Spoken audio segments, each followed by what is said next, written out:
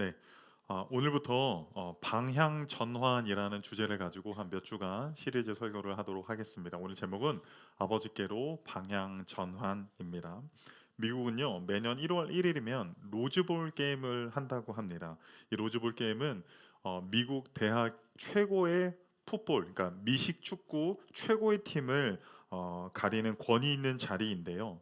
1902년에 시작이 되어서 지금까지도 1월 1일이면 이 로즈볼 미식 축구 대학 리그 최고의 챔피언을 뽑는 자리인데요. 지금 10만 명이 모일 정도로 큰 인기를 누리고 있다고 합니다.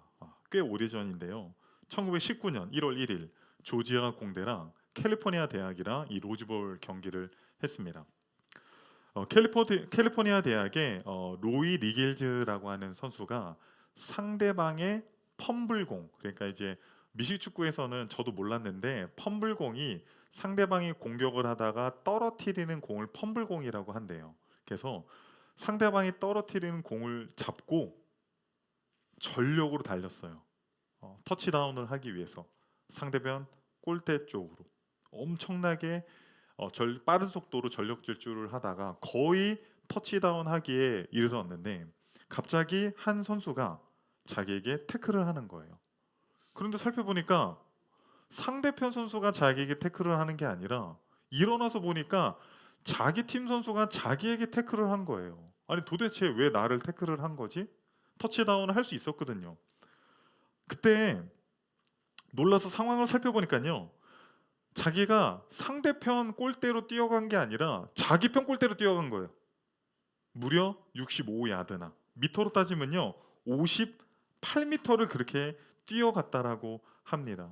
여러분 우리가 잘 아는 이야기 있잖아요. 속도보다 중요한 건 뭐예요? 방향이라는 거죠. 속도보다 중요한 건 방향이라는 거죠. 우리가 아무리 열심히 살고 아무리 빨리 달려도 우리의 삶의 방향성이 잘못돼 있으면 그 모든 것들은 미흡하다라는 거예요. 오히려 그것이 우리에게 해악을 줄 수도 있죠. 여러분 우리 한국 사람들은 정말 열심히 삽니다. 네, 정말 열심히 살아요. 그런데 어떤 분 이야기를 들었는데요. 외국 사람들이 한국 사람들에게 놀래는 게 뭐냐면요. 한국 사람들은요. 일할 때만 열심히 일하는 게 아니라요. 놀 때도 열심히 논대요.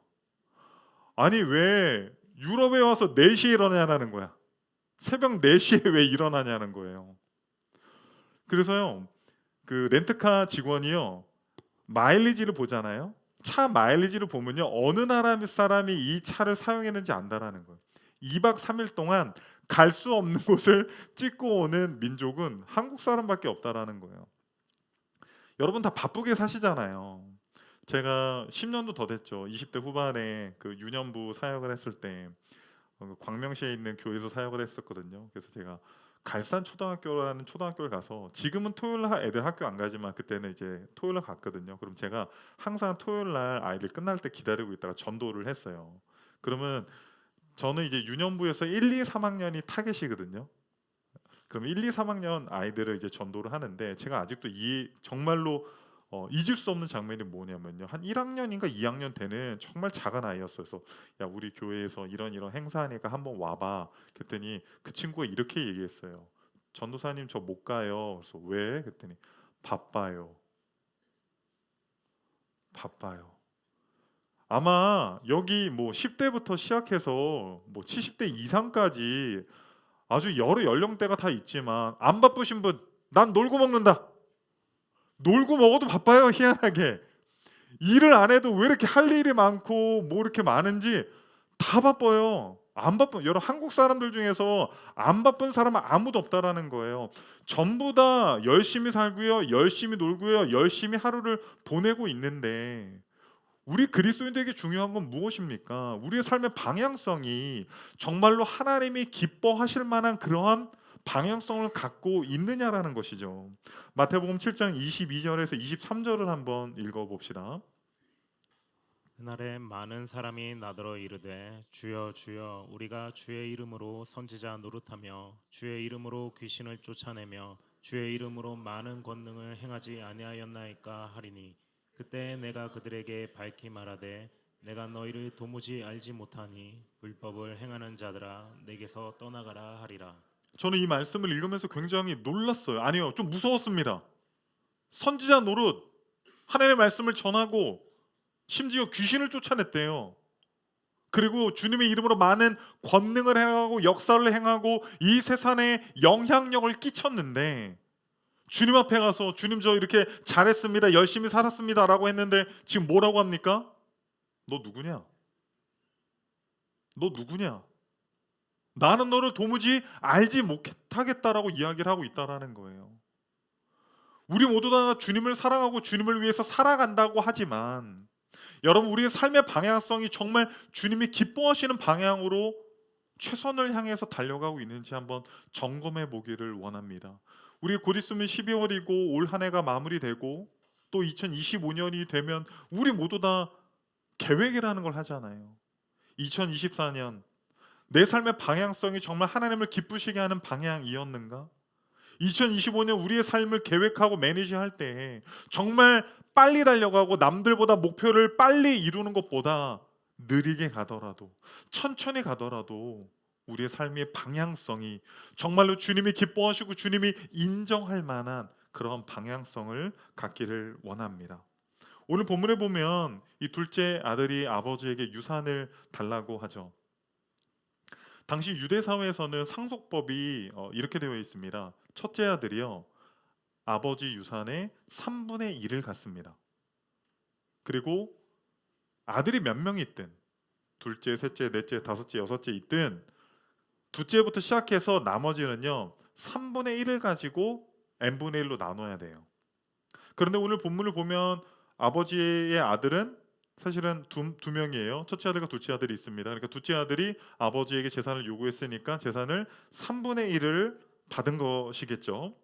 그런데 당시에 이렇게 아버지에게 유산을 요구하는 게 당시뿐만 아니라 여러분, 지금 여러분의 자녀들이 아빠 죽으면 나에게 줄 유산 지금 좀 줘 하면 여러분 좀 기분이 어떠시겠어요? 그래 사랑하는 내 아들아, 너의 분깃을 주마, 이렇게 하실 분들 사실 거의 없거든요. 유대 사회도 마찬가지였습니다.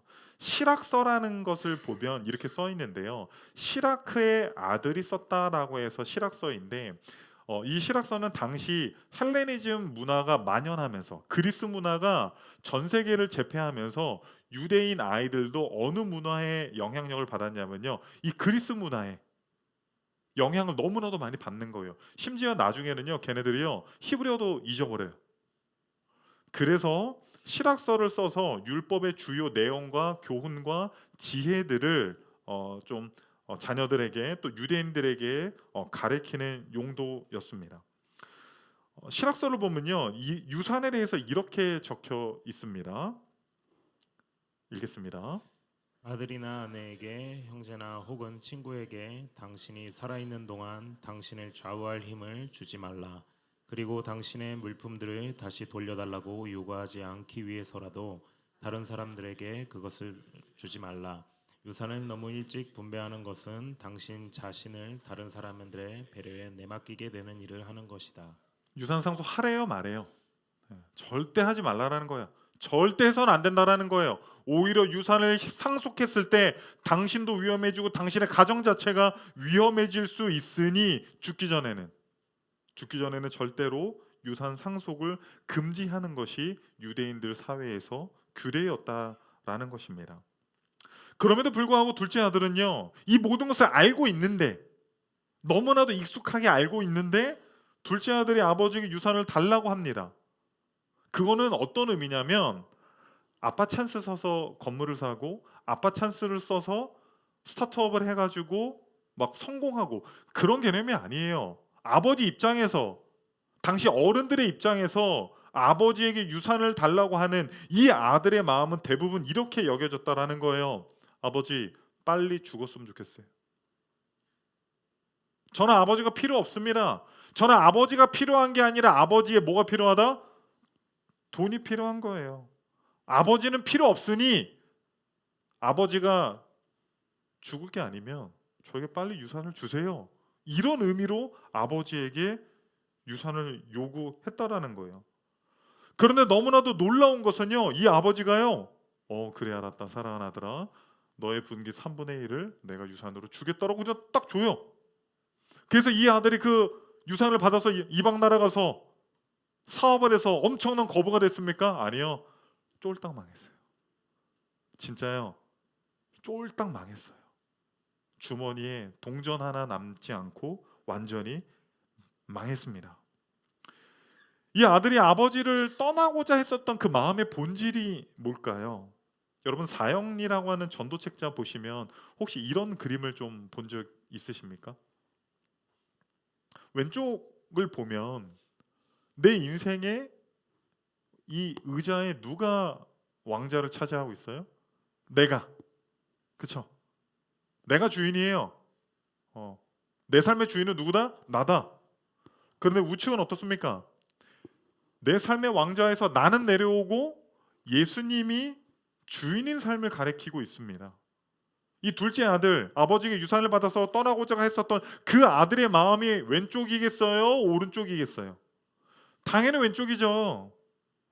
아버지가 계시지만 아버지의 법대로, 아버지의 뜻대로, 아버지가 말하는 대로 사는 것이 저는 더 이상 받아들일 수가 없습니다. 저는 제 뜻대로, 제가 원하는 대로, 내가 하고 싶은 대로, 아버지가 살아계심에도 불구하고 저는 자유롭게 내가 원하는 대로 내 삶의 주인은 접니다 라고 공표를 하면서 살아가고자 했다라는 거예요.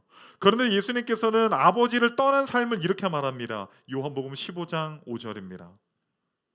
나는 포도나무요 너희는 가지라. 그가 내 안에 내가 그 안에 거하면 사람이 열매를 많이 맺나니 나를 떠나서는 너희가 아무것도 할 수 없음이라. 나를 떠나서는 어떻게 된다고요? 아무것도 할 수 없다라는 거예요.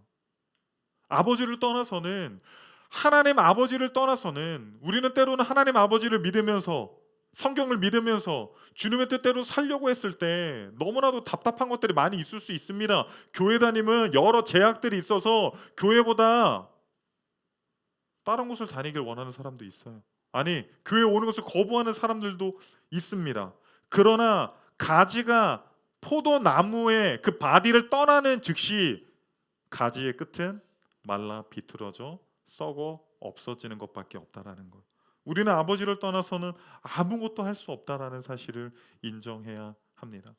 이 둘째 아들이 유산을 받고 아버지를 떠나서 완전히 말라 비틀어졌어요. 완전히 썩어버렸어요. 다 망했단 말이에요. 그런데 우리가 잘 아는 것처럼 이 둘째 아들이 결국 아버지께로 돌아오잖아요. 그렇죠? 그런데 아버지께로 돌아오게 하는 두 가지 요인이 있습니다. 첫 번째는 무엇이냐면요, 아버지를 떠났을 때 내 삶이 얼마나 비참한지를 깨달았다라는 겁니다. 누가복음 15장 13절에서 14절 읽겠습니다. 누가복음 15장 13절에서 14절입니다. 그 후 며칠이 안 되어 둘째 아들이 재물을 다 모아 가지고 먼 나라에 가 거기서 허랑방탕하여 그 재산을 낭비하더니 다 없앤 후 그 나라에 크게 흉년이 들어 그가 비로소 궁핍한지라. 그가 비로소 어떻게 됐다고요? 그가 비로소 궁핍하게 됐다라는 거예요. 마르게 됐다라는 거예요. 공허하게 됐다라는 거예요. 뿐만 아닙니다. 15절 16절 읽겠습니다. 가서 그 나라 백성 중 한 사람에게 붙여 사니 그가 그를 들로 보내어 돼지를 치게 하였는데 그가 돼지 먹는 쥐염 열매로 배를 채우고자 하되 주는 자가 없는지라. 지금 뭐 하고 있어요? 완전히 망하고 나서 지금 뭐 하고 있어요? 돼지를 치고 있어요. 여러분, 우리에게 돼지는 어떤 존재입니까? 매우 고마운 존재입니다. 지난주에 제가 아는 목사님이 한번 식사를 대접하고 싶다고 해서 제 오겹살을 먹었거든요. 제 영혼이 새로워지는 걸 느꼈어요. 제주도를 안 가도 되는구나. 거기는요 냉면이 없습니다. 김치말이 국수가 있어요. 제 영혼이 새로워지는. 와, 주님 감사합니다. 돼지를 주신 하나님께 하고 싶은데, 근데 유대인들에게 돼지는 좀 달라요, 여러분. 유대인들은요 돼지를 어떻게 생각하냐면요, 레위기를 봅시다. 레위기 11장 7절에서 8절입니다. 돼지는 굽이 갈라져 쪽발이로되 책임지를 못함으로 너에게 부정하니, 8절입니다. 너희는 이러한 고기를 먹지 말고 그 주검도 만지지 말라. 이것들은 너희에게 부정하니라. 네, 뭐라고 되어 있어요? 부정하니까 먹지도 말고 만지지도 말라라는 거예요. 그런데 지금 이 아들이 뭐 하고 있어요? 먹지도 만지지도 말라고 하는, 부정하다고 하는 그 돼지를 치고 있잖아요. 돼지를 기르고 있고 먹이고 있고 똥 치우고 있고, 돼지 우리 안에서 심지어 돼지가 먹는 쥐염 열매를 돼지와 이전 투구하고 있다라는 거예요. 얼마나 비참합니까? 유대인의 탈무드에 보잖아요. 돼지를 치는 자는 저주를 받을 거라고 했어요. 가히 저주를 받았죠. 아버지를 떠나서 저주를 받아가지고 돼지 우리 안에서 돼지를 치며 비참하게 궁핍해져가는 이 둘째 아들의 모습, 여러분 어떻게 생각하십니까? 그런데 이 아들이 결국에 돌아오는데 17절을 보면요, 이렇게 되어 있어요. 이에 스스로 돌이켜라고 되어 있거든요. 이제 아버지께로 돌아가고 싶은 거예요. 더 이상 나 여기서 배고프고 궁핍하고 외롭고 힘들고 돼지치고 이 저주의 삶을 끊고 싶은 거예요. 그런데 스스로 돌이켜, 이 헬라어가요, 에이스 해 아우턴 데 엘도온이라고 하는 어구인데요, 직역을 하면 이렇게 돼요. 자기 자신에게로 왔다. 자기 자신을 되돌아봤다. 제가 의역을 한번 해볼게요. 이렇게 돼요. 자기 자신을 거울로 비춰봤다라는 거예요. 아버지를 떠나고 싶었어요. 아버지 없이 살고 싶었어요. 아버지 뜻대로가 아니라 내 뜻대로 살고 싶었어요. 그래서 유산도 받아서 이방 나라에 가서 사업도 하고 친구들도 만나고 하고 싶은 거 다 하면서 살았는데, 어느 순간 거울을 딱 보니까 비참한, 너무나도 비참한 자기 자신을 목도하게 됐다라는 거죠. 사실 우리 다 아버지께로 왔잖아요. 그렇죠? 그런데 제가 한번 이렇게 바꿔볼게요. 아버지 없는 삶이 비참하다. 근데 이 아버지를 다른 단어로 바꿔볼게요. 은혜 없는 삶이 비참하다. 여러분, 은혜가 없으면 누가 제일 비참한 줄 알아요? 저요. 얼마나 비참한 줄 알아요? 저는요, 은혜 없이 기도하고 은혜 없이 말씀 연구하고 은혜 없이 신방하고, 여러분 못할 짓입니다. 못할 짓이에요. 빨리 다른 일 해야 돼요. 빨리 다른 일 해야 돼요. 그래서 저는요, 항상 날마다 은혜를 구해요. 네. 은혜 없이는 하루도 살 수 없습니다. 은혜 없이는 말씀을 전할 수 없고, 은혜 없이는 기도할 수 없고, 은혜 없이는 아무것도 할 수 없음을 고백을 해요. 그래서 제가 이제 특히 이제 찬양을 듣는 걸 되게 좋아하거든요. 그래서 저는 저만의 은혜송 리스트가 있어요. 은혜송 리스트. 마음이 좀 강팍해지는 것 같고, 막 불만과 여러 가지 막 하나님한테 막 섭섭한 거 막 생각날 때가 있잖아요.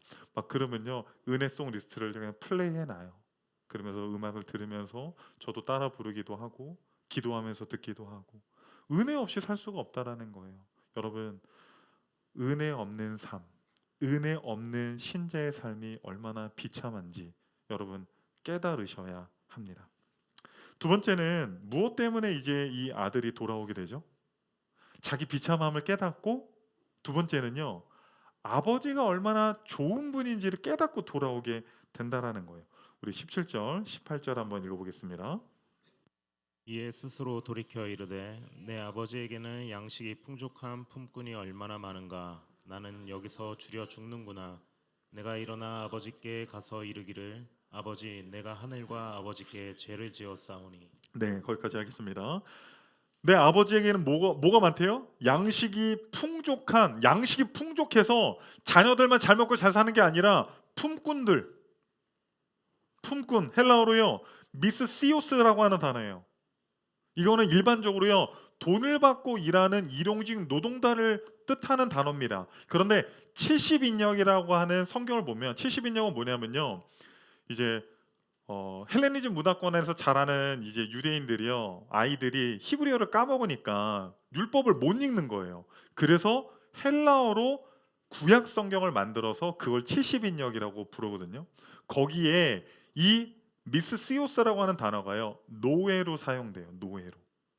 그러니까 아버지 집에는요, 양식이 너무 풍족해서요, 가족들만 풍족하게 먹는 게 아니라 일용직 노동자들도, 심지어 자유가 없는 그 노예들도 풍족한 삶을 살고 있는, 그 정도로 우리의 아버지가 얼마나 좋은 아버지인지 그거를 깨닫자 아버지께로 돌아가고 싶었다라는 거예요. 그러면서 19절에 이렇게 고백을 합니다. 지금부터는 아버지의 아들이라 일컬음을 감당하지 못하겠나이다. 나를 품꾼의 하나로 보소서 하리라 하고. 네, 이제 아들이 염치가 없는 거죠. 그 아버지는 부자였는데 3분의 1이나 되는 재산을 받아서 어떻게 했어요? 땡전 한 푼 남기지도 못하고 비트코인에서 다 날린 거 아니에요. 지금으로 따지면. 아, 나 아빠한테 돌아가야 되는데, 그렇게 막 고민하고 있다가 안 되겠다. 아들로는 안 되겠다. 내가 품꾼의 하나로 아버지 밑에서 일을 해야 되겠다라고 마음을 먹은 겁니다. 물론 아들로서 받아주세요라고 하는 게 염치가 없기도 했지만, 랍비들의 가르침에 의하면요, 사회 규범을 어긴 자는요, 용서를 구하는 것으로 끝나지 않아요. 항상 배상을 해야 돼요. 돈으로 책임을 물어야 합니다. 지금 우리가 살고 있는 뭐 집, 아파트나 빌라나 여러분 마을에 누가 살고 있는지 모르잖아요. 그런데 당신은요, 뭐 그 살아가고 있는 그 마을의 단위가 그렇게 크지 않기 때문에, 아니 둘째 아들 어디 있어요? 안 보이던데? 그러면 이제 유산을 상속해서 나갔어. 그러면 전부 다 배은망덕한 아들로, 아버지 얼굴에 먹칠을 한 아들로, 수치를 준 아들로 이미 동네방네 소문이 다 났다라는 거예요. 그렇기 때문에 자기가 돌아갔을 때 용서를 구할 뿐만 아니라 본인은 이 율법의 사회 규범을 어겼기 때문에 배상을 해야 돼요. 내가 열심히 일해서 갚아야 되겠다.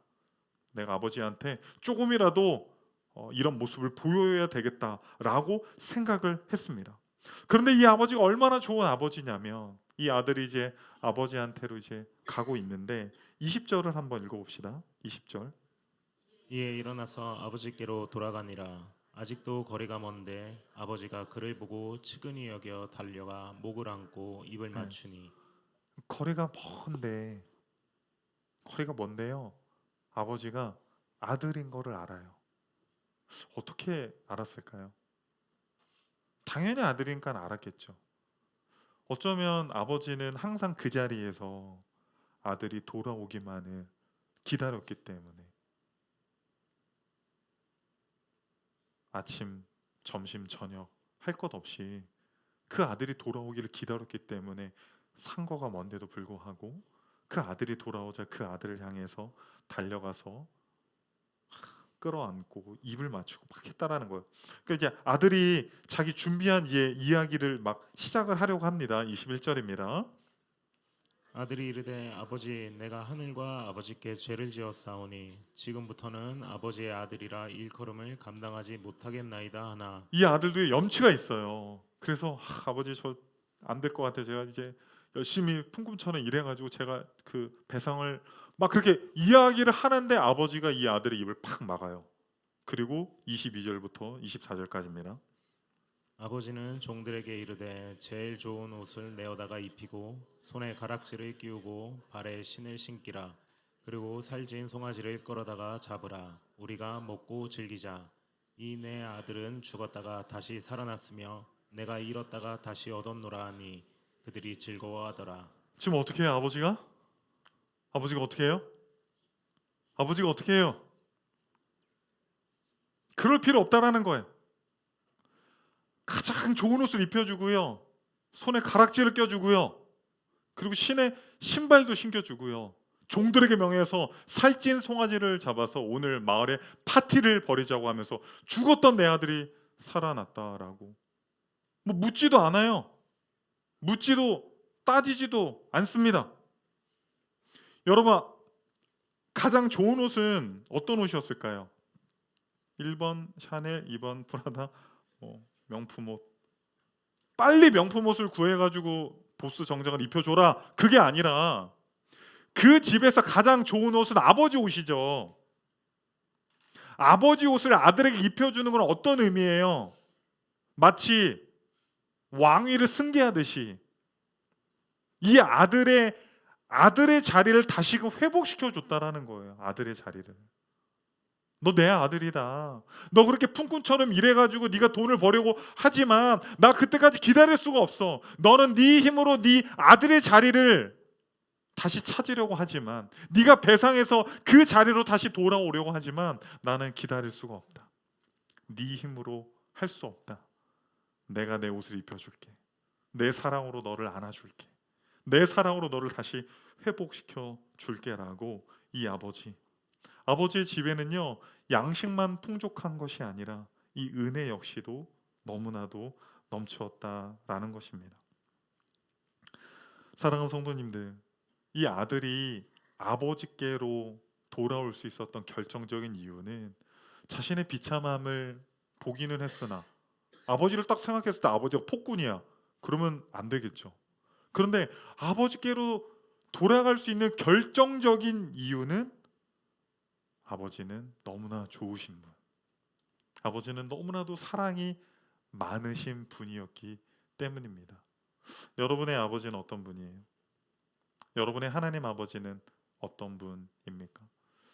사실 저도 그렇고요. 많은 분들이 신앙생활을 하면서 하나님 앞에 좀 섭섭해하는 거, 그리고 자신의 삶에 이루어지는 어떤 삶의 여러 가지 사건들을 통해서 도저히 이해할 수 없는 일들을 통해서 하나님께 마음이 조금 돌아서 있는 경우가 있어요. 저는 100번 1000번 이해해요. 왜냐면 저도 그랬거든요. 아니, 이런 거 있잖아요. 하나님 도대체 왜요? 그렇죠? 그리고 제가 신앙배직 때도 종종 하던 건데, 하나님 저한테 왜 그랬어요? 하나님 저한테 왜 그랬어요? 이해할 수 없는 그 하나님의 인도하심에 우리의 모습이 하나님을 향해 있는 것이 아니라 하나님으로부터 조금 멀어져 있는 우리의 모습을 발견할 때가 있다라는 거예요. 하나님 살아계신 것 알고, 하나님 나를 구원하신 것 알고, 하나님 나를 향하신 비전과 뜻을 다 아는데 내 정서적인 마음이 하나님께로 달려가기보다는 오히려 하나님으로부터 조금씩 멀어져 있는 우리의 모습을 발견하거든요. 우리 누가복음 15장 12절 한번 읽어보겠습니다. 그 둘째가 아버지에게 말하되 아버지여 재산 중에서 내게 돌아올 분깃을 내게 주소서 하는지라. 아버지가 그 살림을 각각 나눠 주었더니. 네. 여기서 살림이라고 하는 헬라어는요, 비오스예요. 비오스. 일반적으로 이 단어는요, 이런 물질적인 용어로 쓰이지가 않아요. 이 단어는요, 뜻이 그냥 있어요. 생명. 사실 아버지는 아들에게 재산을 물려준 게 아니에요. 비오스, 생명을 준 겁니다.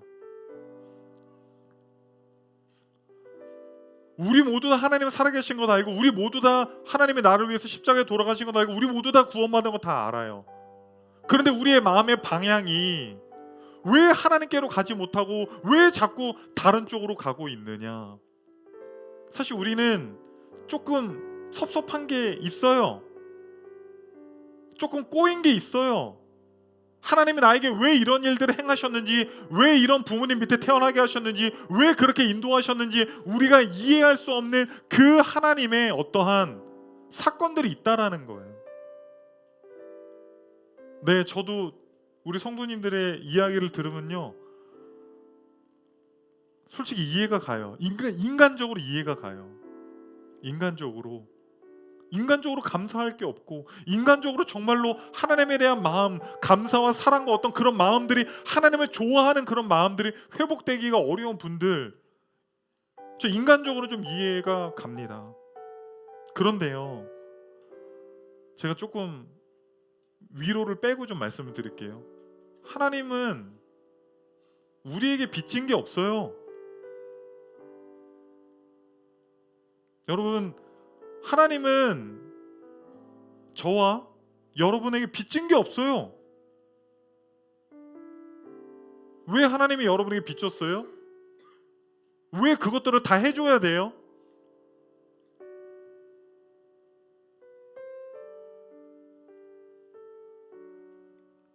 한 아들이 있었어요. 아버지가 재산이 많았습니다. 가정을 해 1,000억이라고 가정을 해봅시다.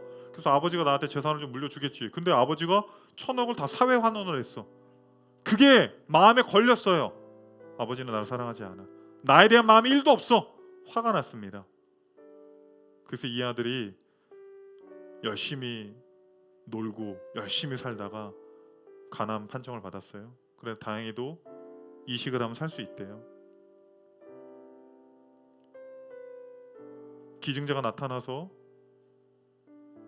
수술을 받았습니다. 아들이 살았어요. 와, 살았다.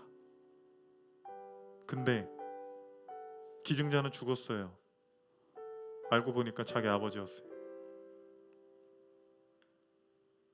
아버지는 아들을 위해서 생명을 줬어요.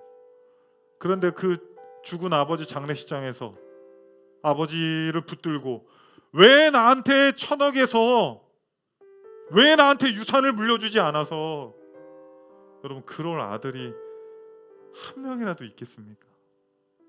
없죠.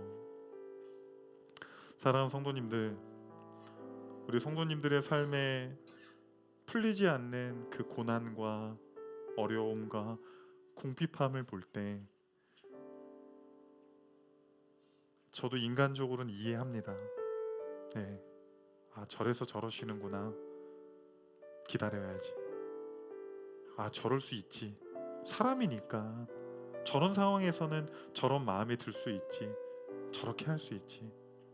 그런데 여러분, 본질적으로 우리 하나님 아버지는 우리에게 비오스, 생명을 주셨습니다.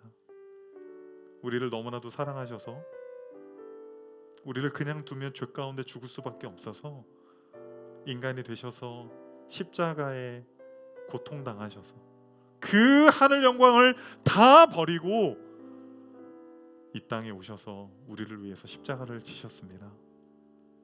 여러분의 삶 속에 풀리지 않는 질문이 있으십니까? 여러분의 삶 속에 혹시 끊임없는 고난으로 삶의 방향이 아버지가 아닌 자꾸 다른 쪽으로 여러분 달려가고 계십니까? 여러분 기억합시다. 아버지를 떠나서는 우리는 아무것도 할 수 없습니다.